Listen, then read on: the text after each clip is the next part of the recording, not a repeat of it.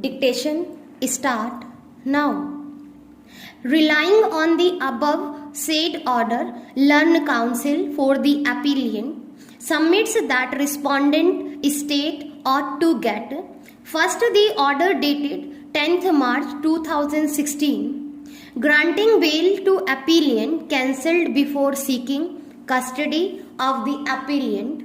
It may be true that by mere addition of an offence in a criminal case in which accused is bailed out, investigating authorities itself may not proceed to arrest the accused and need to obtain an order from the court which has released the accused on the bail. It is also open for the accused who is already on bail and with regard to whom serious offences have been added to apply for bail in respect of new offices added on at the court. After applying, the mind may either refuse the bail or grant the bail with regard to new offences. In a case, bail application of the accused for newly added offences is rejected,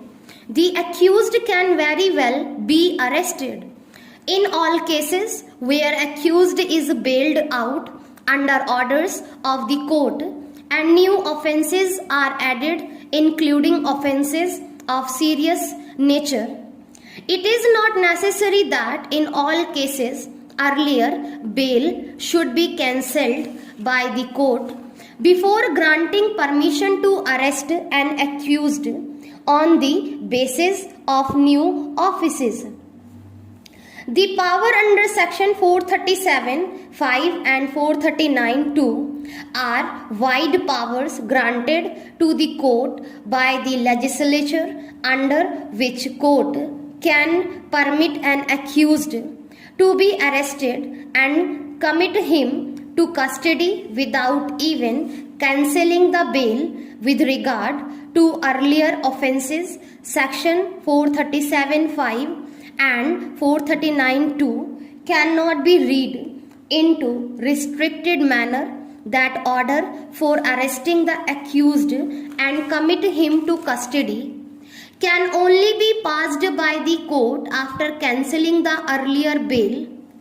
Coming back to the present case, the appellant was already into jail custody with regard to another case and the investigating agency applied before a special judge NIA court to grant production warrant to produce the accused before the court. The special judge having accepted the prayer of grant of production warrant, the accused was produced before the court on 26th June 2018 and remanded to custody. Thus, in the present case, production of the accused was with the permission of the court.